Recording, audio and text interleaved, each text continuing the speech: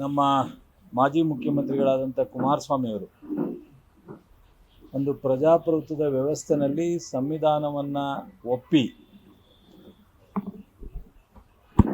ಈ ರಾಜ್ಯದಲ್ಲಿ 2 ಬಾರಿ ಆಕಸ್ಮಿಕನೋ ಅಥವಾ ಈ ಆಪರೇಷನ್ ಕಮಲನೋ ಯಾವುದೋ ಒಂದು ರೀತಿಯಲ್ಲಿ ಒಂದು ಮುಖ್ಯಮಂತ್ರಿ ಸ್ಥಾನದಲ್ಲಿ ಕೂತಿದ್ದಂಥವ್ರು. ಜೊತೆಗೆ ಅವ್ರು ಏನೇ ಮಾಡಿದ್ರೂ ಒಬ್ಬರು ಮಾಜಿ ಪ್ರಧಾನಿಗಳ ಮಗ ಅನ್ನೋ ಒಂದು ಅವ್ರ ಜೊತೆಗೆ ಲಿಂಕ್ ಇದೆ. ಅದನ್ನಿಲ್ಲ ಅಂತಲೂ ಹೇಳೋಕ್ಕಾಗಲ್ಲ, ಅದು ಯಾರಿಂದನೂ ಸುಳ್ಳು ಅಂತಲೂ ಹೇಳೋಕ್ಕಾಗಲ್ಲ. ನಿನ್ನೆ ಒಂದು ನಗಪಾಟ್ಲು ಒಂದು ವಿಚಾರವನ್ನು ಹೇಳಿದ್ದಾರೆ. ನನಗೆ ಇಂಥ ಒಂದು ವಿಚಾರನೂ ಸಹ ಒಬ್ಬ ರಾಜ್ಯದಲ್ಲಿ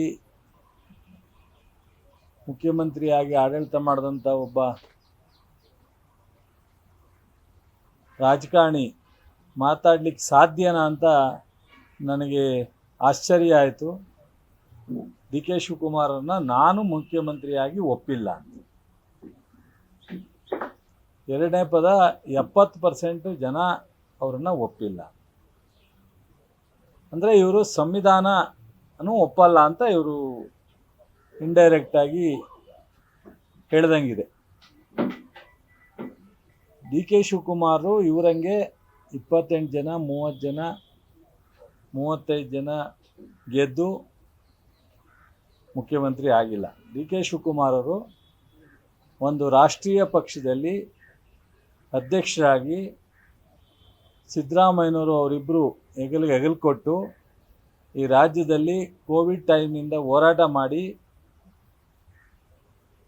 ಈ ರಾಜ್ಯ ಜನಕ್ಕೆ ಭರವಸೆಯನ್ನು ಮೂಡಿಸಿ ಖರ್ಗೆ ಅವರು, ರಾಹುಲ್ ಗಾಂಧಿಯವರು, ಸೋನಿಯಾ ಗಾಂಧಿಯವರ ಮಾರ್ಗದರ್ಶನದಲ್ಲಿ 136 ಜನವನ್ನು ಗೆದ್ದು ಸಿದ್ದರಾಮಯ್ಯನವರು ಮುಖ್ಯಮಂತ್ರಿಯಾಗಿ ಡಿ ಕೆ ಶಿವಕುಮಾರ್ ಉಪಮುಖ್ಯಮಂತ್ರಿಯಾಗಿ ಕೆಲಸ ಮಾಡಿದ್ದಾರೆ. ಸಿದ್ದರಾಮಯ್ಯನವರು ಭಾಳ ಸಂತೋಷವಾಗಿ ನನ್ನ ಜೊತೆಲಿ ಹೆಗಲು ಕೊಟ್ಟು ಕೆಲಸ ಮಾಡಿದ್ದಾರೆ ಅನ್ನೋ ಒಂದು ಸಂತೋಷವನ್ನು ವ್ಯಕ್ತಪಡಿಸಿ ನಮ್ಮ ಹೈಕಮಾಂಡ್ ನಾಯಕತ್ವದಲ್ಲಿ ಪವರ್ ಬದಲಾವಣೆಯನ್ನು ಮಾಡ್ಕೊಂಡು ಇಬ್ಬರು ಅನ್ಯೋನ್ಯವಾಗಿ ಇವತ್ತು ಈ ರಾಜ್ಯದ ಜನರಿಗೆ ಕಾರ್ಯಕ್ರಮಗಳನ್ನ ಅಭಿವೃದ್ಧಿಯನ್ನು ಮಾಡ್ತಾಯಿದ್ದಾರೆ. ಇವರಿಂದ ನಾವು ಸರ್ಟಿಫಿಕೇಟ್ ತಗೊಳ್ಳೋ ಅವಶ್ಯಕತೆ ಇಲ್ಲ. ಬಟ್ ಇವರು ಒಂದು ಸಂವಿಧಾನ, ಒಂದು ಪ್ರಜಾಪ್ರಭುತ್ವದಲ್ಲಿ ಇದೀನಿ ಅನ್ನೋದನ್ನೇ ಮರೆತು ನಾನು ಮಿಸ್ಟರ್ ಡಿ ಕೆ ಶಿವಕುಮಾರ್ ಅಂತ ಹೇಳೋರೆ. ಮಿಸ್ಟರ್ ಕುಮಾರಸ್ವಾಮಿ ಅಂತ ಹೇಳೋಕ್ಕೆ ನಮ್ಗೆ ಯಾರೂ ಬರಲ್ಲ ಅಂತ ತಿಳ್ಕೊಳ್ಳೋದು ಬೇಡ. ಅವರು ಮಿಸ್ಟರ್ ಕುಮಾರಸ್ವಾಮಿ ಅಂತ ಹೇಳೋದಕ್ಕೆ ಎಲ್ರಿಗೂ ಬರುತ್ತೆ. ಮಿಸ್ಟರ್ ಕುಮಾರಸ್ವಾಮಿ ಅವರೇ ಸ್ವಲ್ಪ ನಾಲ್ಗೆ ಹಿಡಿತದಲ್ಲಿ ಇಟ್ಕೊಂಡು ಮಾತನಾಡಿ, ಮತ್ತು ಇದು ಅತ್ಯಂತ ಮೂರ್ಖತನದ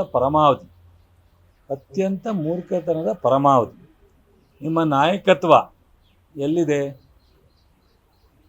2006ರಲ್ಲಿ ನೀವು ಜನತಾದಳದಿಂದ ಅಧಿಕೃತವಾಗಿ ನಾಯಕನ ಘೋಷಣೆ ಆಗಿದ್ರಾ? ನೀವು ಡಿ ಕೆ ಶಿವಕುಮಾರ್ ಅವ್ರನ್ನ ನೀವು ಆ ಥರ ಹೇಳೋದಾದರೆ ನೀವು ಇವತ್ತಿನವರೆಗೂ ಜನತಾದಳ ಅವತ್ತಿದ್ದಂಥ ನಮ್ಮ ಬಳ್ಳಾರಿಯವರು ಅಧ್ಯಕ್ಷರು, ಅವ್ರ ಹೆಸರು ಮರ್ತೋಯ್ತು ನನಗೆ, ಜನತಾದಳದ ಅಲ್ಲಲ್ಲ ಬಳ್ಳಾರಿಯವರು ಅಲ್ಲಲ್ಲ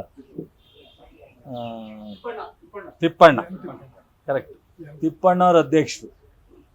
ತಿಪ್ಪಣ್ಣವ್ರನ್ನ ನಾನು ಸಂತೋಷ್ ಲಾಡು ಅವ್ರನ್ನ ಎತ್ತಾಯ್ಕೊಂಡು ಒಂದು ಕಡೆ ಇಟ್ಕೊಂಡು ದೇವೇಗೌಡರು ನಿಮಗೆ ವಿರುದ್ಧವಾಗಿ ಲೆಟ್ರ್ ಬರೆದಿದ್ರು ಗವರ್ನರ್ಗೆ.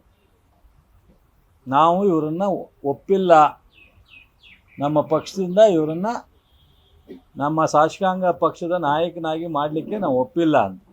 ನಾವು ತಿಪ್ಪಣ್ಣನ ಎತ್ತಾಕೊಂಡು ಒಂದು ಕಡೆ ಇಟ್ಕೊಂಡು ಅವ್ರ ಕೈಯಲ್ಲಿ ಲೆಟ್ರ್ ಬರೆಸ್ಕೊಂಡು ನಿಮ್ಮನ್ನು ಅವತ್ತು ಶಾಸಕಾಂಗ ಪಕ್ಷದ ನಾಯಕನ ಮಾಡಿ ಮುಖ್ಯಮಂತ್ರಿ ಆಗಿತ್ತು.